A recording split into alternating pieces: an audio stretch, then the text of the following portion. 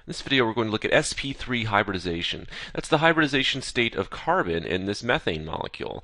So if I wanted to draw the dot structure for methane, I would put carbon in the center, and carbon has 4 valence electrons. So I go ahead and put the 4 valence electrons around carbon like that.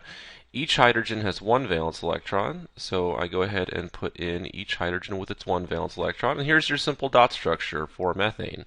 Now when you connect those dots, right, so this would be your dot structure for methane.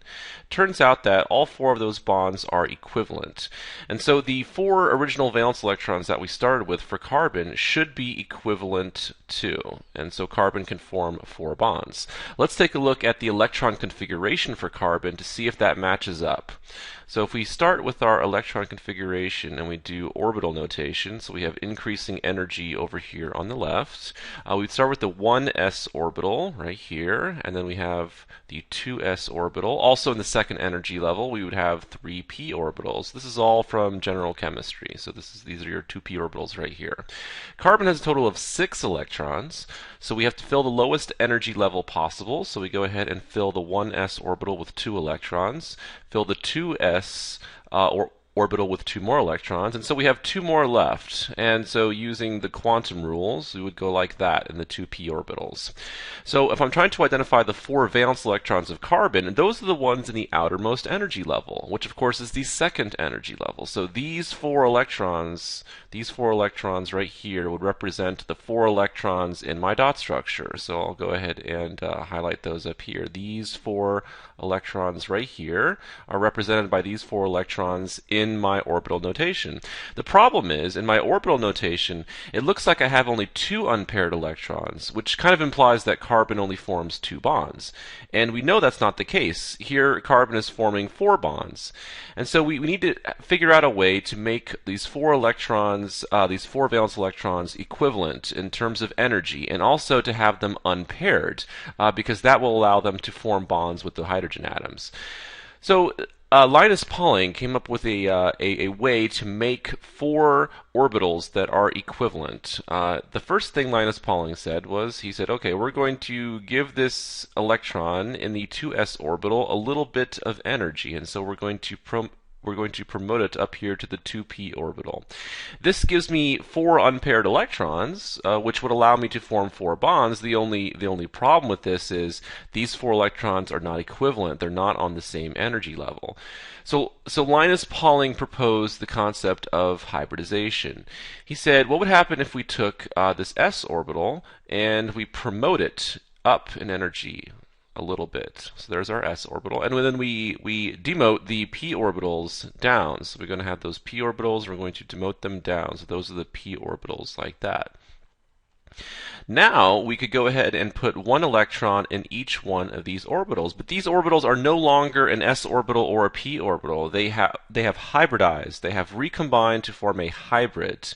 So this s orbital is no longer an s orbital, it is now an sp3 hybrid orbital. This p orbital is no longer a p orbital, it is now an sp3 hybrid orbital. And the same goes for the last 2 p orbitals here. They're actually sp3 like that as well. And so this new hybrid that we've created consists of 25% S character and 75% P character. And since these new hybrid orbitals were formed from 1 s orbital and 3 p orbitals, that's why we call this sp3 hybridization. So this is sp3 hybridization. And now this picture matches our dot structures that we were drawing, right? We have our 4 unpaired electrons capable of forming 4 bonds, and they're all of equivalent energy level. So we have a 25% S character and 75% P character in these 4 new hybrid orbitals. And the fancy quantum math predicts that this is going to have a certain shape to it. And so I know an S orbital is spherically shaped, right? And it's relatively small. A P orbital is shaped like a dumbbell. Relatively bigger than an s orbital, and so if you hybridize these orbitals, quantum math says that your new hybrid orbital is going to look something like this. So here's this carbon, which we're going to say now is sp3 hybridized. It's going to have a large frontal lobe and a small back lobe here, like that. Again, that's extremely complicated quantum math, so we'll just go with this little picture. Now, when we're actually drawing out these hybrid orbitals, it's kind of annoying to have this back lobe. It's going to kind of hinder our drawing. So we're going to kind of leave it out when we do a drawing here. And so if we draw methane again, right? So now we know that the carbon in methane, so this carbon right here, this carbon is sp3 hybridized. And so if I were to draw a picture of that carbon being sp3 hybridized, let's go ahead and do that. So we're going to, again, ignore the back lobe. And so we have a carbon that now has 4 new hybrid orbitals. So let's go ahead and draw our 4 new hybrid orbitals. So each one of these orbitals I'm drawing represents one of my sp3 hybrid orbitals. And again, I'm ignoring the back lobe. And each one of those orbitals is going to have 1 electron. Right, so I'm going to go ahead and put in my 1 electron to each one of those hybrid orbitals, so something like this. And let's just go back up to here to emphasize that those 4 electrons I just drew represent these 4 electrons, right? These 4 electrons, the valence electrons of carbon that are now occupying my sp3 hybridized orbitals. So I go back down to here, and since I'm representing methane, I need to put in 4 hydrogens. So I know that hydrogen has an s orbital, has 1 electron in an s orbital. An s orbital is shaped like a sphere. So here's the sphere for a hydrogen orbital, and we go ahead and put in its electron like that. So we go ahead and put in another s orbital for another hydrogen and put in its electron, so something like that. And we can just go ahead and do that 2 more times, right, to complete our picture here of the methane molecule. And so once again, this carbon is sp3 hybridized, and the shape of this molecule is tetrahedral. So the atoms are oriented in a tetrahedral fashion around this central carbon atom, and this actually gives us a bond angle right in here of 109.5 degrees. So I will show you how to derive that 109.5 degrees bond angle for a tetrahedral situation in the next video. So let's look closely at the bonds that we've just created between carbon and hydrogen. So if I look at it, I can see there's a head-on overlap of these orbitals here. So right here in red, there's a head-on overlap of the sp3 hybridized orbital from carbon and the s orbital from hydrogen.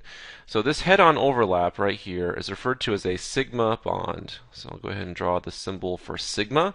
So this is a sigma bond, like that, and we can see that this situation is also true right here. This is a head-on overlap of orbitals, and for these as well. So we have a total of 4 sigma bonds for this example. So there's a total of 4 sigma bonds for the methane molecule, like that. Let's look at ethane really fast. So we just did methane, and if I were to draw the dot structure for ethane, right, I would have 2 carbons connected to each other, and then those carbons would be connected to hydrogen. So C2H6 is the molecular formula for ethane. And we can see that ethane consists of only single bonds. And we've just seen that single bonds are sigma bonds, right? These are all sigma bonds here. So if we were to count up the total number of sigma bonds in the ethane molecule, just count the number of single bonds you have. So let's go ahead and go over that in a different color. So this would be 1, 2, 3, 4, 5, 6, and 7. So there are a total of 7 sigma bonds in the ethane molecule. If we were to sketch it out really quickly, I know that this carbon is sp3 hybridized, and I know that this carbon is also sp3 hybridized. Whenever you have only single bonds around carbon, it's going to be sp3 hybridized. So when carbon's bonded to 4 atoms, it's sp3 hybridized. Okay, so only single bonds. So each of those carbons is sp3 hybridized, meaning that each of those carbons has 4 sp3 hybrid orbitals. So I'm going to draw one of the carbons, and I'm going to go ahead and put in its 4 sp3 hybridized orbitals, like that. And I'm going to go ahead and draw the other carbon, which is also sp3 hybridized. So it also has 4 sp3 hybridized orbitals, like that. Each of those carbons is bonded to a hydrogen. So I'm going to go ahead and sketch in the spherical s orbital of the hydrogen like that. So I'm getting a little bit of a better picture about what the ethane molecule looks like. If I look for those sigma bonds, right, I'm looking for head-on overlap. So there's some head-on overlap between these two carbons. So that's a sigma bond, and then once again we have the same situation that we had before, right? All of these also give us head-on overlap of orbitals. So we can see a little bit better that there are a total of 7 sigma bonds in the ethane molecule. A few other quick points about the ethane molecule. We have a single bond between the two carbon atoms. And so a single bond, a sigma bond, which is also a single bond, allows for free rotation. So this molecule can rotate about this bond, and so you can actually spin it and get what's called a different conformation, which we'll see in later videos. So we have a free rotation around single bonds, and also this particular sigma bond, this one that forms between the two carbon atoms, was formed from 2 sp3 hybridized orbitals. And sp3 hybridized orbitals have the most p character out of the ones that we're going to discuss, which actually means they're a little bit larger than the ones in the next few videos. And that means that those two carbon atoms are going to be a little bit farther away from each other, which is why a single bond turns out to be longer than a double bond or a triple bond. So we will get into that in a little bit more detail in the next few videos.